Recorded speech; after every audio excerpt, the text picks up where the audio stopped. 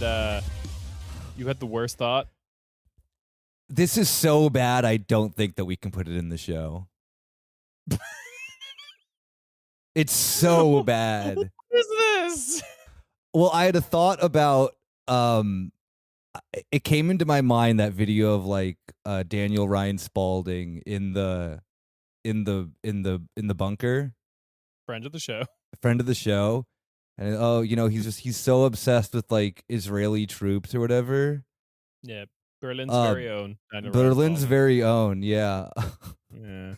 The question that then went into my head has been, has a member of the IDF raped him?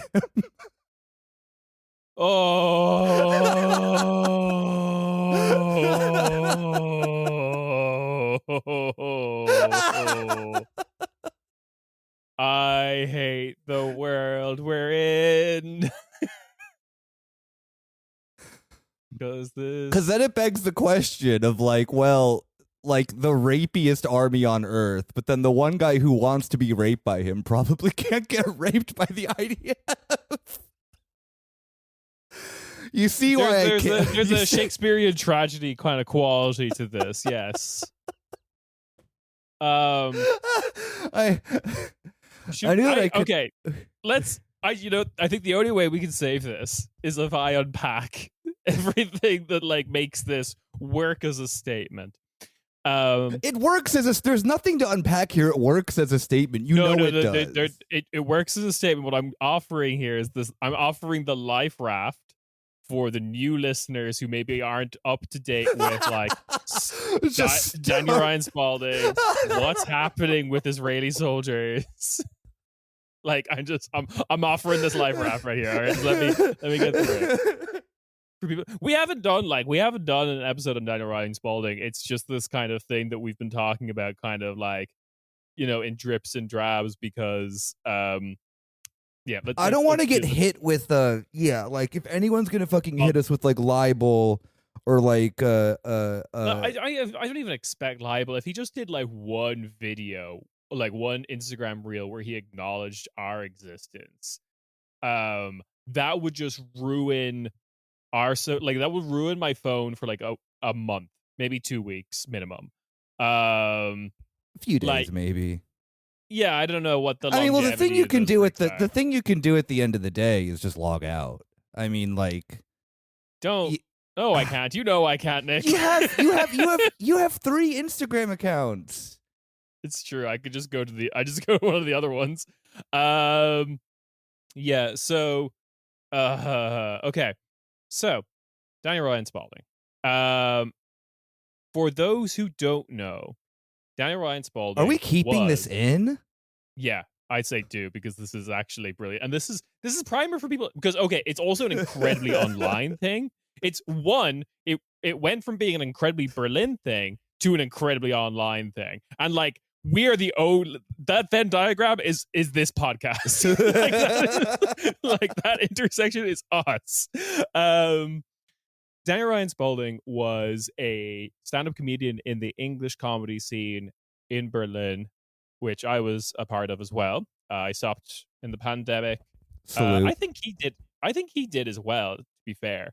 Because I'm not going to say the thing that then he wasn't good. He would draw crowds. Like, that's the thing, is that he was quite popular because he latched on to like particularly Instagram very early on with his, like, I would say of the time, very tongue-in-cheek, whimsical sort of videos of like, Berlin's a silly place. There wasn't really nothing offensive about it. I think like, they were a very easy consumable thing of just like that so Berlin thing, where it's like you saw the first time and you're like, oh, that's funny, and then you saw it 18 times later and you're like, drawn out. That was his whole bit. So it was YouTube. I think originally it was a YouTube trend, because I remember it being all over the world.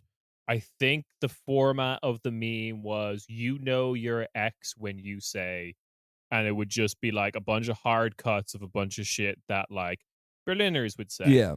And I would say Daniel Ryan Spalding got to that first of like, you're a Berliner when you say blank. It was well delivered. It's decently observed for a part of this city. Mm-hmm. Daniel Ryan Spalding also played well in the Berlin English language comedy scene. He played well with the hostile crowds. Because there's like there would be what is it, like Bellucci's or whatever is like in a hostel. Yeah, Bellucci's my favorite Albanian comedy club. Oh man, so that was like the two scenes, the two kind of audiences you had were people who actually lived in Berlin and the people who were visiting. And the people who were visiting always loved to hear the stereotypes, like jokes about Kit Kat and Berghain and shit like that. And he played very well to that crowd. It also should mention that Daniel is gay and did talk about was very a lot of his humor was very flirtatious, innuendo, that kind of stuff. You could probably imagine it. You've seen a comedian like this before. And one of the things that he talked about occasionally, I should say occasionally, not so much that I was like, that's a thing you have, but he did occasionally bring up being absolutely rammed to town by an IDF soldier. Big Israeli man. He would do I don't know how recent this is, but he would do videos at Berghain, in front of Berghain, being like, "Oh, I'm at Berghain. I can't wait to get rammed by all these hot Israeli guys." Yeah, and there was an oeuvre to his comedy that if it was he mentions Israeli, but it seems like he would have been happy with any other kind of swarthy, muscular Mediterranean man. There was a point where that seemed like the case. But then pandemic happens. He leaves the city like a lot of people do. Famously goes on Ozempic. No, lap band surgery. Oh, yeah. Lap band surgery. Either way, much skinnier now. And then after October 7th, gets into this very right-wing coded, Steven Crowder style comedy that he always had an element of. He always, in his slagging of Berlin, he was always kind of the butt of his jokes were young, probably progressive women. A lot of the time was that was the butt of his joke. What? A sexist gay man? Never heard of that before. Well, there was some plausible deniability, but then he started doing the purple hair wig thing, and then oh my god, I forgot about that era. Whew. Yeah, there's so many. He still does that, but it went from being generic, aren't hipsters kind of ridiculous and that transitioned very nicely into aren't college students who are pro-Palestinian inherently stupid, as his whole oeuvre, and then it attracted a huge audience of people with the yellow ribbons in their handle names and all that kind of stuff. And since then he's just become stranger and stranger in a way that we've talked about this in this podcast, that Americans talking about Zionism is when British people post about being transphobic, basically, you'll never post normal again. Riley's Law. So he then broke containment of this is a weird guy we know in Berlin to I am now the internet villain. Yeah.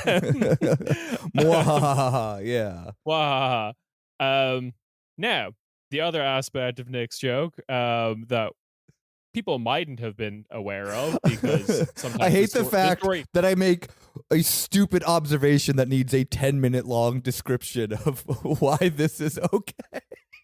So much media about Israel gets just not reported on, repressed, silence.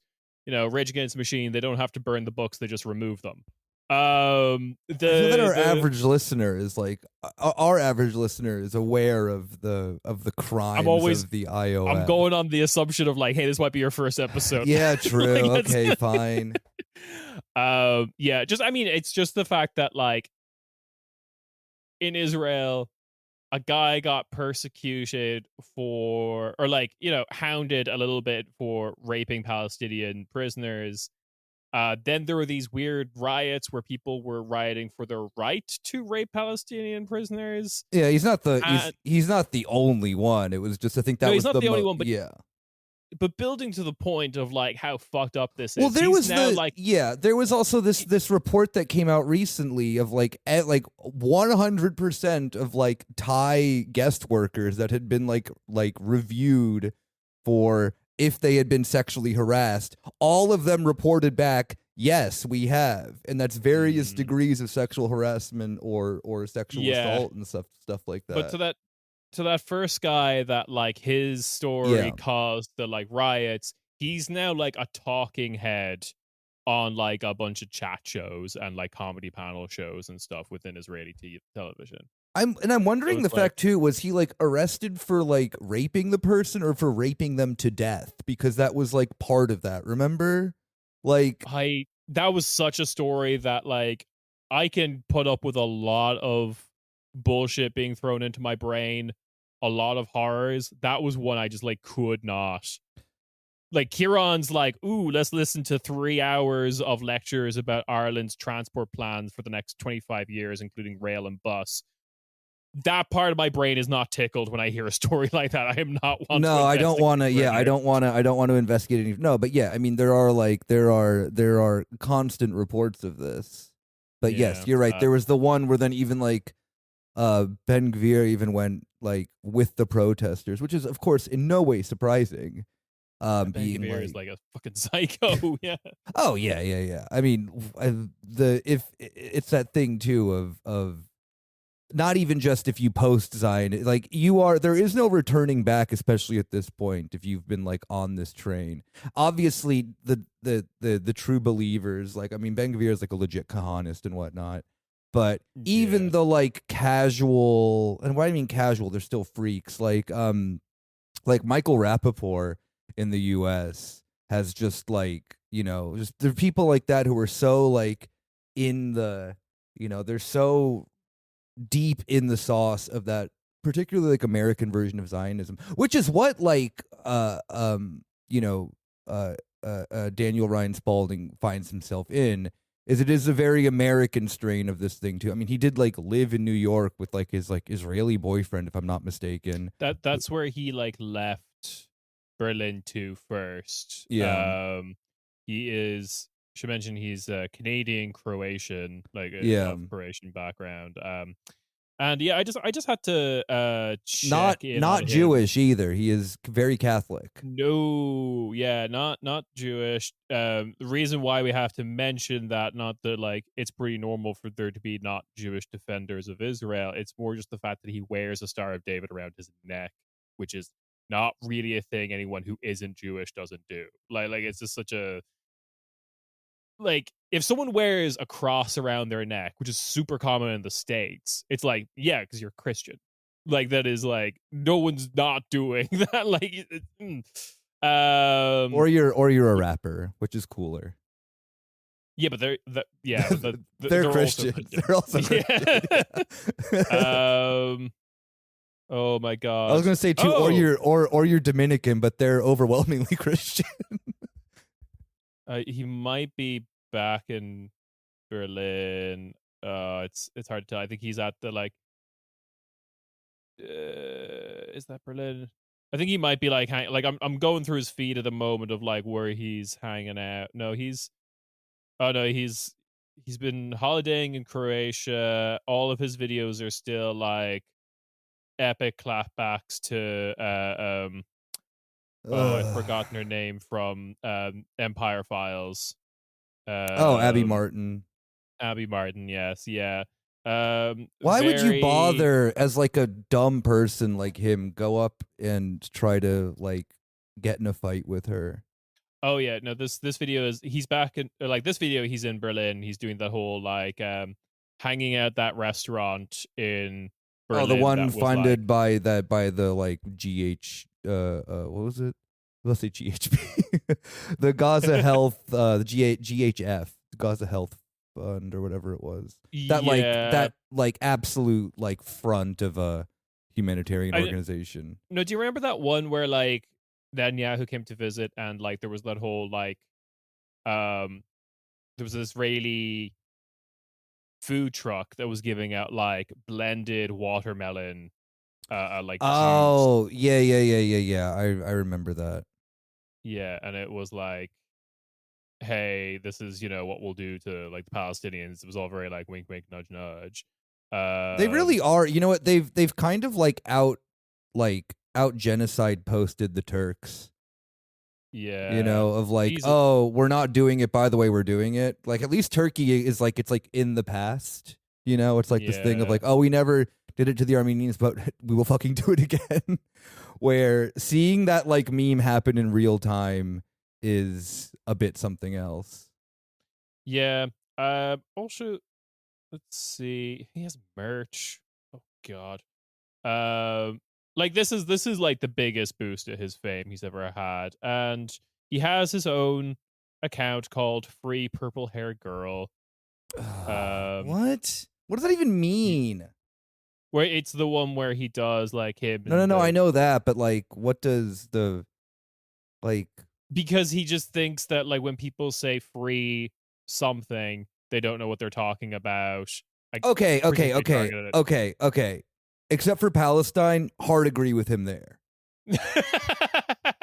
There's a lot of examples of it done poorly, but like, yeah, like just the general kind of like arrogance of assuming that the people you don't like don't know what they're talking about. Like, even the people who like, one that I would probably be like, free Tibet is a bit sus.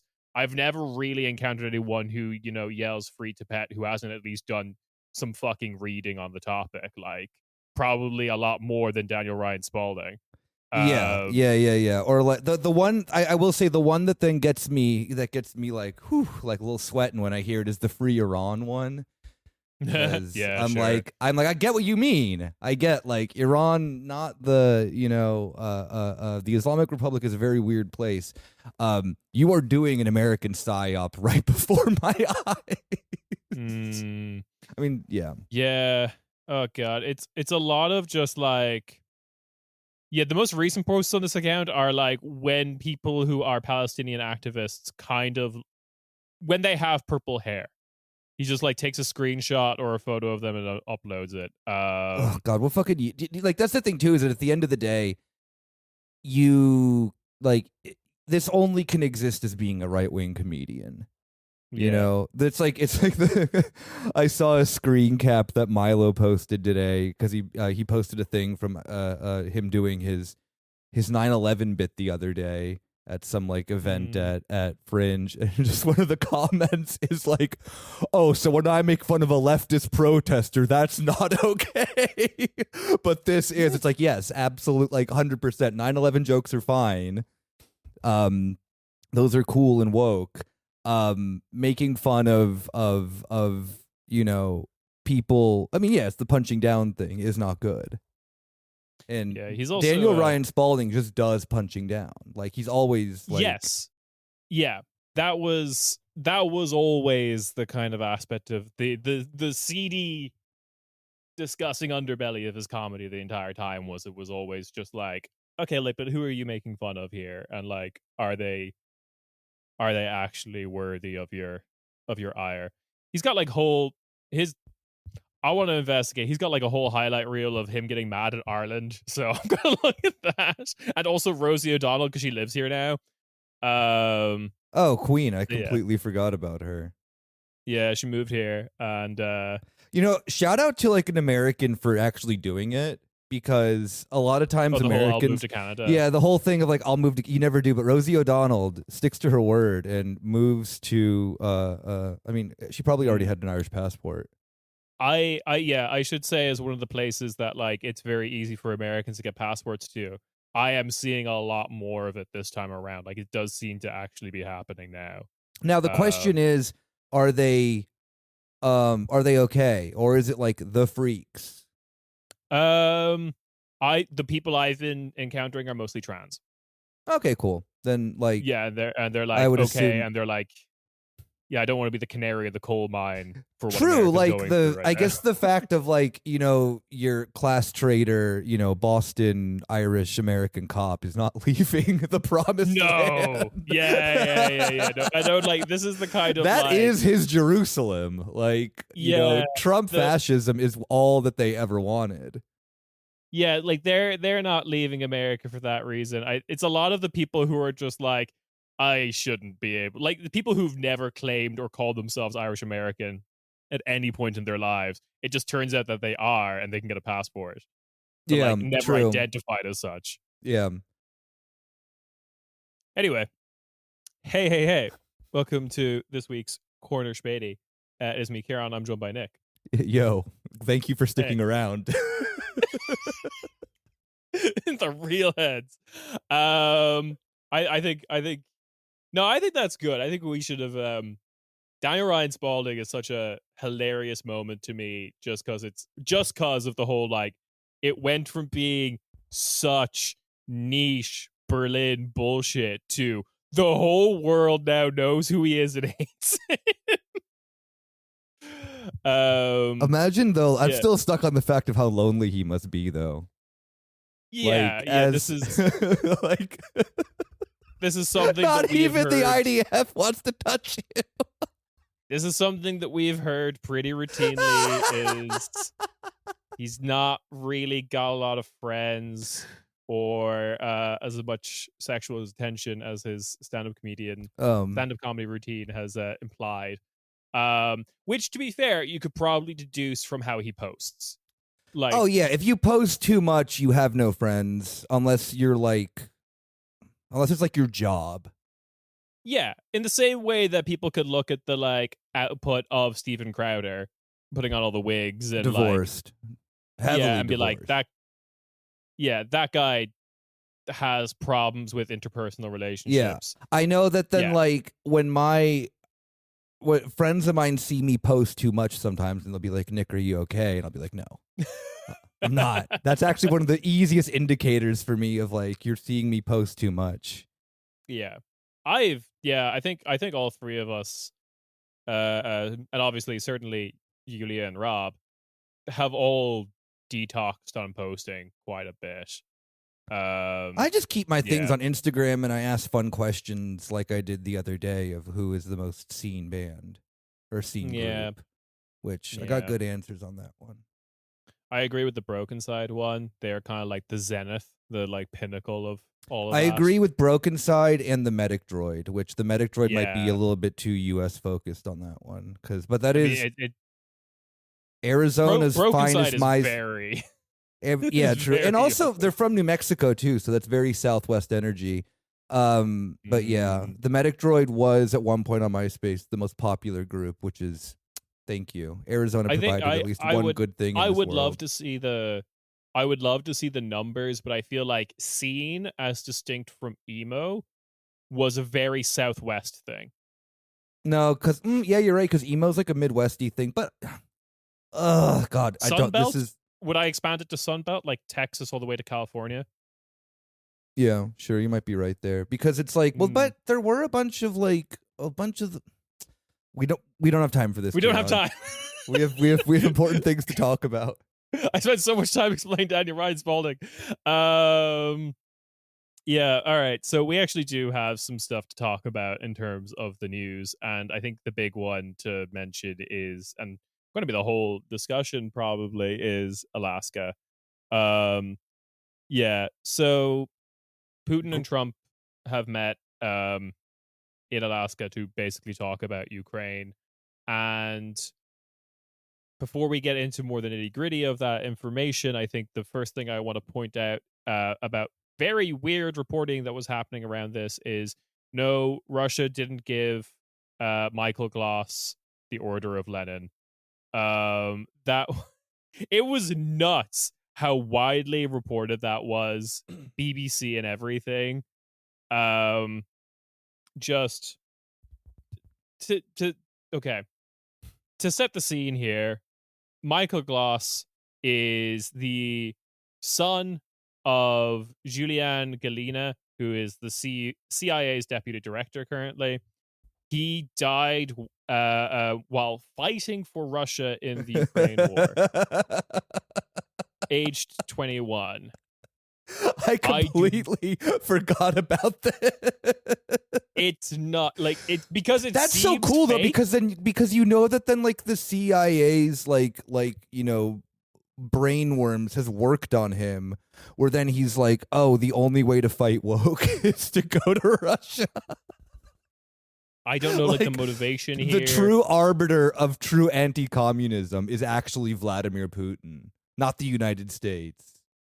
Yeah. It's very hard to understand. Like, that's possible, like a possibility.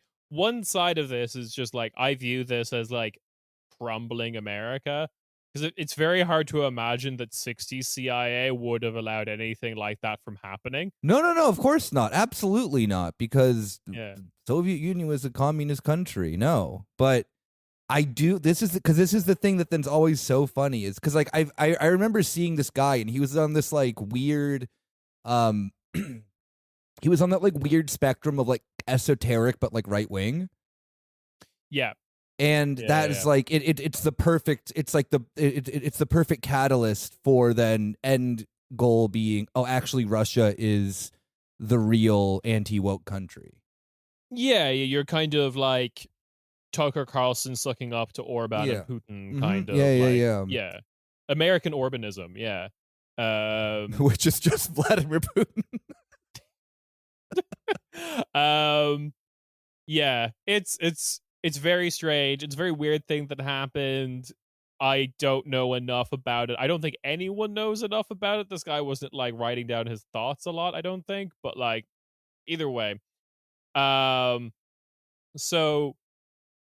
in a move that strikes me as a definite like Russian foreign policy move, because their MFA, their Ministry of Foreign Affairs, is just exists to troll a lot of people. The idea. What's her name again? Maria Sakharova. Yeah. Oh, I love her. Like, I hate her. She's a terrible person, but she is one of the pettiest people on earth, which is like perfect for that job. And like the Twitter account of the Russian MFA is just kind of weird and does occasionally post like an account called Justice Maximus that's like about how Europe needs to remain white, and it's run by a guy from Malaysia.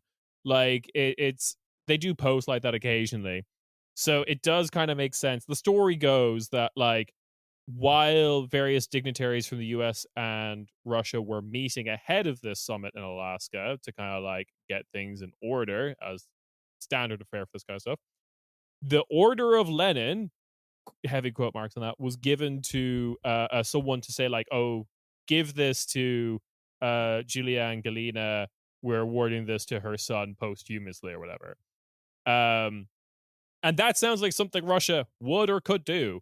But other than the fact that they don't have the Order of Lenin anymore. The Order of Lenin doesn't exist anymore. That's like peak lib posting right there. Yes. Yeah, and that is. BBC, I don't fucking BBC. Yeah, it's like I don't know. Like the world has not changed in 30 years. Surely, yeah, the Order of Lenin still exists. Yeah. So I'm. But guessing... but then again, this is the thing too. Is that then with anything with Russia Ukraine posting, it is kind of. I mean, it's not so much similarly to the sense that then like that it is copy and paste the IDF press releases, because those are far more sinister.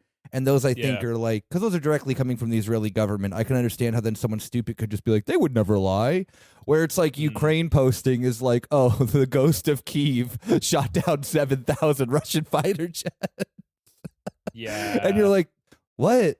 Like, surely like this. And then the thing that then's always so funny is that the only source ever for any of this shit is the Kyiv Independent, which is like legit run by like an Azov dude. Yeah, like, and even so that's like one level of it, but I think what's happening here is just like there's been a couple of years of that. There's been like a couple of years of that, but then this is the level above that where we're just vibes. We're just vibe posting. Yeah. Like, because I don't even like, I tried looking at this and nothing like Next to News or Kiev Independent was really even talking about this either. Like the sources were Like, the Kiev Independence like is too busy like measuring the skulls of why Russians are actually like trolls or something like that. Yeah. No, this came from like supposedly high up sources. Anyway, I think it's possible, other than the fact that it was probably the medal of like the Order of the Federation of Russia or the Order of Merit to the Fatherland. These are like kind of like civilian medals that are given out by Yeah. modern Russia. The last Order of Lenin was given out in 1991. I figured that out by looking at some Wikipedia pages. I can't for the life of me research. believe. Yeah. Cause like even like at least the stuff that like was a bit far fetched about like the early days of the invasion was at least like it was proprietary information, right? It was something that like a witness supposedly was coming from witnesses in the battle, like the conflict area. That's information that's hard to verify. I get that. There are Wikipedia pages outlining in great detail what the military and civilian medals that Russia currently awards are. Yeah. As well as like past winners and they're giving the Order of Stalin also still exists apparently, if that's a thing. Oh sure. Yeah. Why not? Hey, fuck it. Order of Trotsky. Let's get nutty with it. Does that ever exist? Probably not. No, of course not. Never. Why would it? Traitor to the state. Who's the guy who wanted like fill all of East Germany with like Uzbeks and Chinese people? Beria. Yeah, the Order of Beria. Ooh, not good. Anyway, our main topic is basically Europe getting sat down in the massive Cuckstoel. In the like, the Cuckstoel is yachts fry. Is nog? I think it was nog fry. Nog still free. Fry. Yeah. Dude, I hate Dutch. It's the dumbest language. All my homies hate Dutch. Pick one. Is it German or English, dog? pick a lane. Yeah. Yeah. It's all right. I'm gonna outline kind of like. I did hear a Dutch guy speak German though the other day, and that was really funny. Oh, interesting. Because it sounds like it was like I don't know why you would bother. To be honest, they understand each other. Yeah. Just speak Dutch slower, and they'll speak German back to you slower. Yeah. Is the Cuckstoel not frei?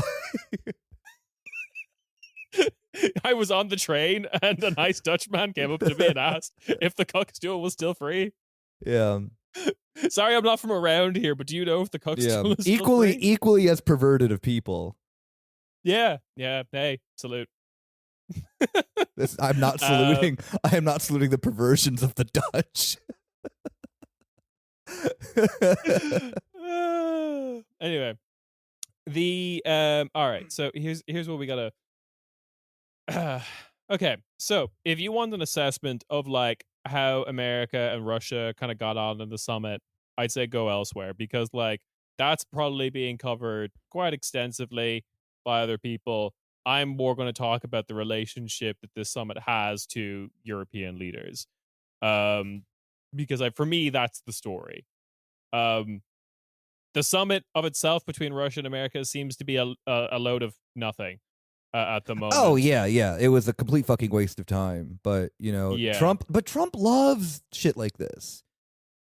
Trump loves just like getting people together, and he's like, I can do it. We're gonna make a deal. Like because Trump thinks everything's a deal, and Putin's smart enough to kind of realize that then if he just like goes along with it long enough, he'll get everything that he wants, while Trump thinks that he's like doing like 5D deal chess.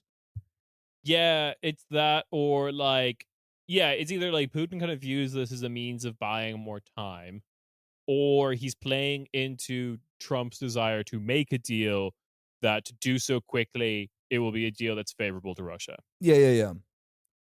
Or then Europe, on the other hand, has to kind of like be a bit like Trump's attitude towards Europe is that he can do the deal making stuff, but Europe entertains him a bit more because kind of have to, at least in their like worldview of said European leaders. I mean, let's talk about that, because like, I guess that's like part of the context here, right? Is that the strategy here. Okay, let's talk about like,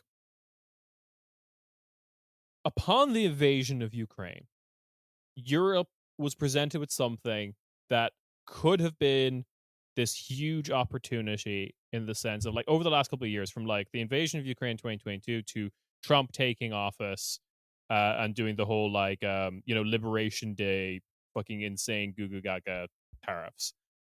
Europe was presented with these things that lots of think tanks kind of spun into like, here's a huge opportunity for Europe, right? As a first opportunity myth number one, cutting ourselves off from Russian gas by force, basically, could result in Europe greening quicker, right? Opportunity possibility number one. Opportunity possibility number two. This increased defense spending, militarization in Europe could actually allow for the kind of like Macronist, heated up Gaullism kind of view that Europe could act independently, will now be strong enough to have our own army. We don't need the Americans anymore, right? That was both of these which things, is what we on Corner Späti support. It seems like the more viable position than whatever they're trying now. Well, no, I don't mean that we support, but that we've been just kind of like, we've been like yelling into the ether of like, this is happening. Gaullism is real. Yeah. It's like, I don't want to be right, but I think we're right. I think ultimately that will end up, I still think ultimately that will still end up happening, because I don't believe that the current state of affairs is tenable long term. Because the current state of affairs is, fuck these two potential opportunities. What if we sent Ursula von der Leyen into Washington to ask Donald Trump, hey, is die Cuckstoel noch frei? Like, basically. Because like, that's kind of what we've done instead. We've undercut our ability to possibly accelerate a green transition by going along with the absolute bitch made trade deal of like, I love your fracking gas, Mr. President. Please give us more LNG. More than we probably need is great. Second, capitalism would never overconsume. What are you talking about? I know, right? It's just like, anyway, that, and the second probably bigger part, although there's smaller concerns as well, which is agreeing to buy military equipment from the Americans, which was like, that's so stupid. Yeah, which was like undoing the only like sensible thing the Europeans did when they did this rearmament thing, which was the whole buy European stuff. They've now completely just like scuppered that, basically. Either like, China's going to have a military parade on the 3rd of September with all Chinese made shit. Think about that. On my birthday. And like there's discussions happening everywhere. Like the Financial Times is talking about it. Like media in Denmark talks about it because of the whole Greenland situation. Media in Canada pretty openly talks about it. But like the F-35s have a kill switch in them. Like if you try to use them against the Americans, they can just off. They're also just notorious for killing the pilot. They're also just bad, like in general, and a massive waste of money. Yes, but like, did we ever talk about the one where like Japan bought one? They had like one functioning F-35, and the pilot got confused, lost the horizon, and just flew it directly into the ocean. I mean, was going to make a very insensitive joke about the Japanese and how they fly planes. I'm sure it's a military tactic. You could make fun of kamikaze pilots. That's totally fine. Yeah, but like, oh, I'm so sorry, Ciarán. How dare you besmirk Imperial Japan on our leftist podcast? Yeah, you know what? They might have been the bad guys in World War II, actually, or at least one of them. It's crazy hot take from me. But more just to my point, it's just like, yeah, so like even if you manage to successfully wrangle an F-35 in such a way that the pilot didn't decapitate themselves and pointed at the Americans, they just have a kill switch. This is just like being talked about in Canadian media. It's been talked about in the Financial Times. It's been talked about Denmark when they talk about Greenland. Because Denmark and Canada, both NATO members, with a lot of American military tech in their armies. So that's all kind of been like thrown out the window. And I have encountered this opinion in Ireland that I find particularly interesting, because the thing that's happening in Ireland is like there's this huge, aggressive, obvious propaganda push to try and get Ireland to join NATO. And corner Späti position, don't do that. It's bad. It's fucking stupid. The woke IDF will 100% get decapitated by the F-35. Like, we will do that. That's what has happened. It's just some guy called Sean is going to get like fucking murked by the plane he's flying. Wait, by IDF do you mean what? The Irish Defense Forces? Yeah, it's called the Irish Defense Forces. That's the woke IDF. So wait, you're the most like anti-Zionist country in Europe. But yet you call your military the IDF, or is it just like IDF brackets real or original? It's like, yeah, no, it's a Mario Wario situation. Like, okay, yeah. Yeah. Wait, when were they founded? Before. So you have the first IDF then? I think we have the first one. Yeah. Yeah. Well, fucking copycats. Yeah. I know, right? Anyway. The Irish Hotep, the IDF is actually Irish. The IDF built the pyramids. Oh, god damn it. Anyway, so I've heard this opinion in Ireland before that, like, because the conversation is so like NATO slanted, that all these discussions of Europe standing on their own 2 feet is like countries talking out both sides of their mouth. And I admit that is a possibility. I would make the argument, though, that I think this whole, like, do we double down on NATO or do we try go it alone, I think is like an elite civil war. Like, it's an elite disagreement about like what this looks like. I think, unfortunately, in Ireland, we've gone with the double down on NATO side, or like our elites have. I think France is entertaining, but like the whole like we go it alone thing, but lack the balls to rip the Band-Aid off, basically.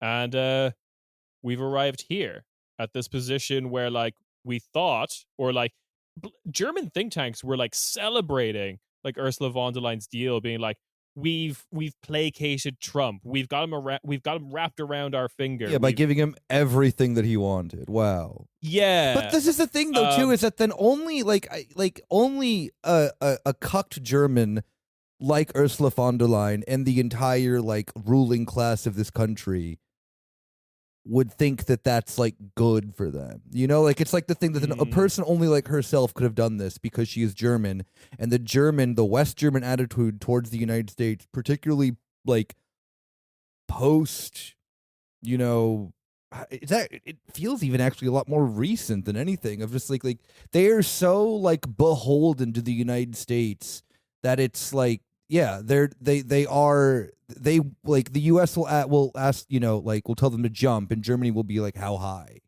You know, you see this with like with Mats too and shit like that. I'm willing to offer a new angle of analysis on this. Go on, because I agree. I'm still hung up on the IDF, by the way. I know, right?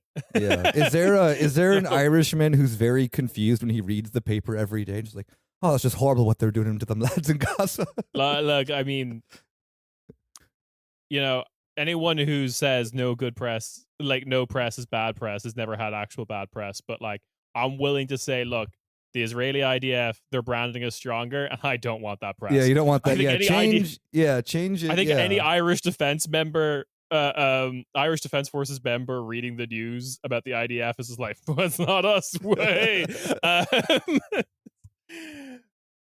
Yeah, someone gets their like LinkedIn confused and they go on like a trip to like Croatia and someone goes up to them and is like, you've been killing these. And they're like, I'm Irish. What are you talking about? Like, I'm on your side. Yeah. Anyway, so a new angle of analysis that I find very interesting because, there was these photos of like everyone, all the European leaders waiting outside of Trump's office, like the Oval Office, like fucking school children. Yeah. Just adding to like European century of humiliation or whatever. Is that photo was then being compared with the whole like the famous photo from I think the G8 from Trump 1, where like Merkel is just kind of like leaning over the desk looking at him, right? And my new angle of analysis, yeah, where he threw a starburst at her and he was like, don't act like I've never given you anything. Yeah. Which that's such that when he's on. Yeah. But like, okay, so that was like a contentious relationship between them two versus the now more like, oh, Herr Trump, I will do whatever you want, obsequious nonsense that we have now. Yeah. The CDU is MAGA. Like, we've had this conversation before multiple times. Yeah. My new angle or possible angle of analysis here, I'm not sure how much I believe it, but still. Ursula von der Leyen, Vessi, Merkel, Aussie. I think that there's definitely something there. I think a lot of Merkel's skepticism towards the United States comes from that. That's not even like comes from East Germany, yeah.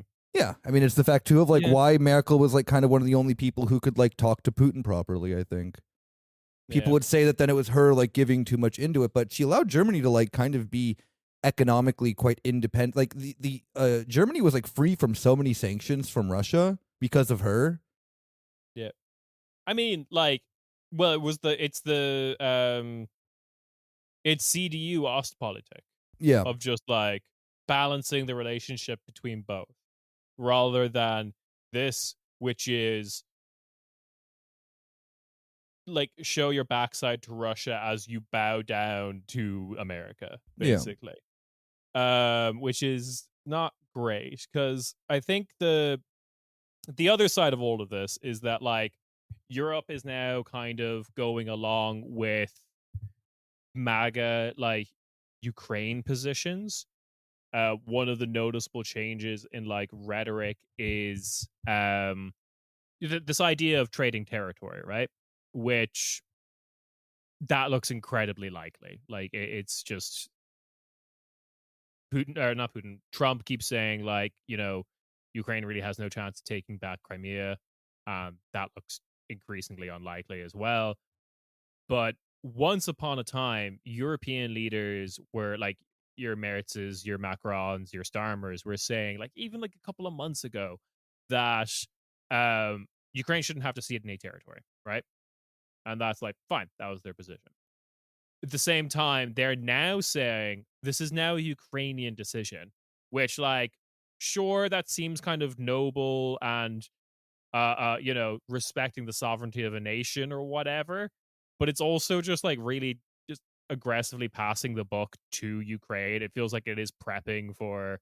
Yeah. Well, I mean, like it's that thing too of just like, because it's always a weird thing that you have to like look at polling like internally in the country, not Ukrainians polled outside of Ukraine. It's like 80-something% want the conflict ended. And I think that that's like becoming a true reality that then it's like, well, Ukraine and Russia are very much, I think, away. Like that's why the majority of attacks that have been happening like the past year have been primarily just like airstrikes on each other. They don't have the like bodies to actually like take much land from each other anymore. There's been over, I mean, like the Russian side alone has had, I think, like 750,000 casualties. That's like the Russian military and Wagner and all like the PMCs and whatnot. It's not the military, but it's actually the military. Yeah, exactly. And then Ukraine is also up in the hundreds of thousands of. I mean, there's easily over a million people, over a million casualties in this conflict. Ukraine has constantly tried to do the thing as well, where they're like, "Oh, come back and fight for us." Where people who are out to the country are like, "No, I don't want to do that. Doesn't sound very fun. I like living." Yeah. And it is the thing that then so unfortunate of it is that it's like, well, the only way that this like war is going to probably come to some end is this, like like some deal has to be made. It's always going to be a negotiation. Yeah, it's going to have to come through a negotiation of the territories that then Russia holds, and it's very annoying when then you have the sense of the supposed, moral position of like a lot of Europeans comes from like what's her name, the FDP member, the like Eurofighterin, who has the position that then it's like, no, we have to like grind up as many Ukrainians until we can get all of their territory back, which is psychotic. It is like psychotic, and I like the kind of like Kaya Kallases is the world. Like, I think they're in terms of politics and diplomacy, I think that like position is going to be left out in the cold. Like they are going to be like they think it's Kaya Kallas, I think, is like a cynical operator considering the fact that she was like her husband doing was business sanctions. deals with Russia, yeah, and just like probably bought a kitchen with like the trade deals she like the money she was making off of Russian businesses while there was meant to be sanctions. But like at the same time, I think she's also politically stupid because she's still doubling down on the whole like cannot trust Russians, do not surrender, etc. And at a certain point, because I think you're right, like this is going to have to be ended with negotiations, that political opinion is going to have to become inconvenient for the rest of the elites in Europe at a certain point. Well, yeah, and I think also too is just the fact of that, because Germany has tried this of like, ooh, we need to get more people into the Bundeswehr because we're going to fight Russia, and people are like, I don't want to do that. Like, sorry, I'm not. And like, it's not gonna happen. Like I agree with like Adam Tooze of just like this is not what a country like looking at Europe. This is like, yes, they're rearming, yes, they're putting more money into defense spending, blah blah blah. This is not what a country looks like when it genuinely thinks it's about to be invaded. You do more. It's like it like this. Like the Soviet Union before they were invaded by Nazi Germany was like a 40% GDP to defense ratio or something like that. Yeah. It's like or even like Ukraine in February, of like 2022. Like this is not what like someone that thinks they're about to be invaded looks like. So it's complete farce. You're going to go to the Bundeswehr to do like a war crime in Iran. Like that's like what you're probably signing up for. That being said, like I do think there's this thing of like by all of this like stupid maneuvering by Europe, we have like closed off a bunch of political options. Classic one being that people have pointed out that by not establishing the Gaullist wet dream European army, there's no alternative to protecting you or a guarantee, like a security guarantee or whatever that means for Ukraine that is not wholly dependent on the United States. Europe has not built an alternative to do that, which means that, and America doesn't seem particularly interested. So really the only viable option is some sort of joint guarantee, security guarantee by like European powers and Russia, which is like basically what people tried in Cyprus.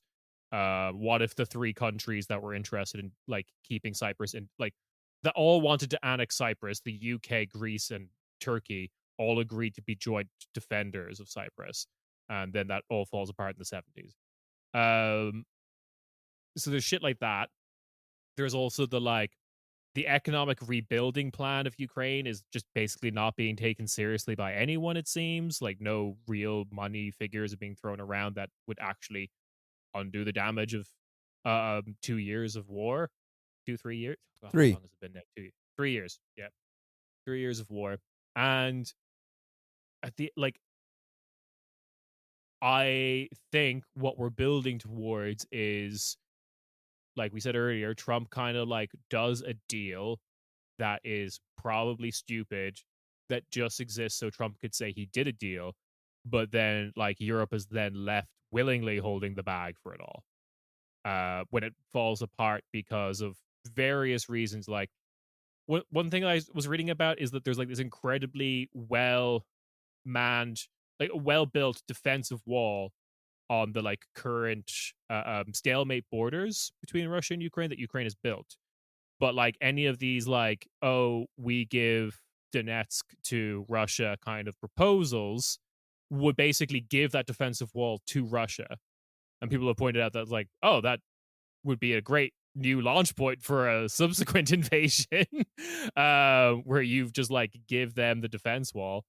Like all of that stuff just feels like the no economic investment kind of plan just like all seems like it's just going to blow up in the faces of not America probably, but like France and Germany. Yeah. UK. Yeah. I mean, it is kind of it is. I mean, it is the thing too that then just like geographically where the U.S. is, they can kind of just like do this shit and not really have to like have the consequences of it. You know, starting you know, egging on a foreign power on a different continent to invade a country on a different continent where you can kind of reap no responsibility of this. Yeah. You know, and not the first time the U.S. This has always been Europe's issue with America, because it's just like Europe was so fucking horny for the Iran deal. Yeah. Like, they were like, finally, a new source of gas that is possibly not problematic. I haven't looked into it. Well, you know what, Ciarán? Iran doesn't like women, so think about that. Yeah. Anyway, here's a picture of here's a picture Mogherini signing the paper, signing the thing with like the Ayatollah. I mean, it was just like was that there's like one of the stated reasons that France and Germany didn't go into Iraq was like, oh, this is going to cause a refugee crisis on our borders, like basically on the periphery of Europe, and they were right. And but shout out to the U.S. for like shaking it up a little bit and forming ISIS. Yeah, hey, crazy move. And like, hey, the son of the CIA deputy director could have joined that, but no, we had to wait until. That'd be a bit too vintage, you know. That's like, that's too 80s. You don't have like, you're not that close to your CIA funded operation anymore. You got to be a little bit more distant. if she has like a second child who then goes and joins the ISIS, like at a certain point, like first time it was probably a problem with the son, but if the second child does it, it's like, I don't know, maybe we have to look at our parenting style here. Well, the son joined ISIS because he really likes Israel. That's why. Yeah, or just like this is one of the long-term effects of like iPad babies. Yeah, it's like, well, because he did the thing that weird German who was like who was like going in front of the Knesset being like, I want to join the IDF, where this CIA son was like, wait, if I want to help Israel, why take the middleman out? I just join ISIS. You don't need to go. Yeah. They don't have a parliament to wait in front of. You can just sign up and you can assist in your weird Mossad CIA backed, proxy. Yeah. That's what that kid should have done. That German kid should have just joined ISIS. Not wrong. I am. Yeah. Which one is more evil at the end of the day anyway? I mean, let's be real here. Hey, this is at the end. This is a hard one to trump at this point. I think I love how basically all discussions on Corner Späti just come back to me and Nick's desire to be the showrunners for his what was that Discovery Channel show again? Discovery Channel. It was that was like some Spike TV shit of No, I think it was on something that claimed to be Deadliest Warrior or whatever. Yeah, History's Deadliest Warrior. I think it was History Channel. I don't think it was History Channel because I remember in the US it was some Spike TV garbage. Hang on, I'm gonna, it's fine. We don't have. It's just called Deadliest Warrior. Okay, hang on. And it could have been different. I don't know if Spike TV was a thing in Europe. I mean, probably was too. Oh yeah, like it would have gotten syndicated to somewhere else for sure. It could have been like on History Channel in Europe. Because obviously that's a very well researched documentary. Yeah. Who would? Yeah. Oh, it might have just. Oh, I think it was. And later moved production company, showrunner, blah blah blah. Yeah. Oh, okay, so no, it was made for syndication. Oh, so it okay. wasn't So made just by be any picked TV up channel. for anyone then. Original release, you're right. Original release was Spike. Yeah, that is peak Spike TV garbage. But it was picked up by History Channel in later syndication. Okay, that cool. Rocks. That just, I know, right? That really is scraping the bottom of the barrel. Last thing I do want to talk about, like we'll close out this episode, is just that, like, hey, we here at Corner Späti Game have been talking a lot about, like, you know, French decade, Chinese century, it's Gaullism with Chinese characteristics, etc. But that doesn't really look like that might be happening anymore, at least not soon. And we might be entering into the European century of humiliation. But also, I say to you, as probably the defender of the Gaullism with Chinese characteristics is probably the future, I think one begets the other. I mean, I think that then, as you know, in a very French sense, is it cucked if it's consensual? Like, I mean, I know that cucking is always consensual, but like, why not have? We're French here. It is the French decade. You can have a little bit of an affair. It's okay. We can spread the humiliation to the rest of Europe. I do think, though, at the end of the day, the country that then will still be humiliated the less will be France. I mean, yeah, because in general, it's always just like people forget this, but they have managed to, while being in NATO, managed to entangle themselves the least. Yeah, like, and I am waiting for the point of that. Then if there is kind of this tipping point where people are like, don't really want to deal with the U.S. as much as a military partner. This F-33, F-35 thing does not work. France is still like trying very hard, and I think that they'll probably get to it sooner or later of like selling, munitions and planes, particularly, to Europe and to other powers, and that will, I think eventually, kind of the longer that Europe, and it's the thing too, is that like, will Europe lose like kind of realize that the U.S. is fucking them over? I don't know. Probably not. At least not in like their current form. But if and when that does happen, France is waiting to sell Rafales to everyone, and those work, and they are a significantly better fighter jet than the United States are. I mean, that's just one piece of technology. Yeah, but it is. And they don't have kill switches. They don't have kill switches in them. They have this fun thing called switch to mod, and that's a completely different thing. Don't worry about it. Yeah. Also, you could probably smoke a bunch of cigarettes in them. I guarantee that the F-35 has a very strict no cigarettes policy. Think about that. The French have managed to develop a new type of smoke detector that actually can tell the difference between cigarette smoke and fire smoke. Exactly. Thus allowing you to smoke cigarettes. Yeah, and I mean, it is the thing too of just like France has been, compared to its other like, European partners, like especially with like the Ukraine stuff we've talked about a million times, of like they've been a big defense partner there, and they've sent over things that then, like, long before Germany even considered, having the debate about certain, weapon systems like the Storm Shadow missile system, that Germany was like, we can't send ours because that would mean that we have to use it, and this and that and that, and blah, blah, blah, blah. We don't want to get like caught up in a war with Russia. France kind of was already like, fuck it, we'll do that. France has been sending a lot of like other stuff. And I think that they're just like, I think that they're going to kind of use that then as their like moment too, to be like, well, see, we showed up for Ukraine. That means that we can show up for the rest of Europe. Pay up. You want to buy our shit. I think the other thing that I find interesting is like we're also ignoring like economic angles of this as well, where like we're ignoring economic angles.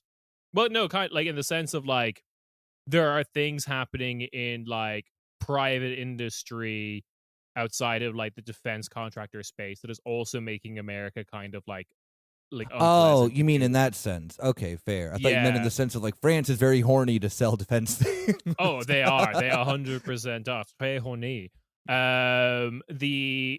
But the American side of like private industry of like, it doesn't seem like a great place to invest in right now. Bunch of companies are kind of like tanking. Things are getting more expensive as the effects of tariffs reach the population. There's no fucking eggs. or whatever. Like there's all that stuff happening independently as well, which makes America seem a bit more like a basket case. We're ignoring the Democratic angle, but then so are the elite, because the Democratic angle has never impacted like foreign policy ever anywhere. But like that being said, Gallup did a poll recently, and it turns out China has a better reputation in most European countries than America does at the moment. And shock horror, the country with the worst international reputation is Israel. Who would have thunk? And America seems pretty gung ho and continuously tying themselves to that in a way that like I will say, like, Europe is still doing all this weird lip service, and like that's nothing, and that's facile and it's stupid, and these politicians should do more. But it is interesting to compare that with the fact that the Americans don't feel the need to. The last thing I was kind of building to that I've fucking forgotten. I'm sorry. Yeah, and the thing that I do find interesting about France, we can probably end the episode, but like, it's not a party political issue. Yeah, like true.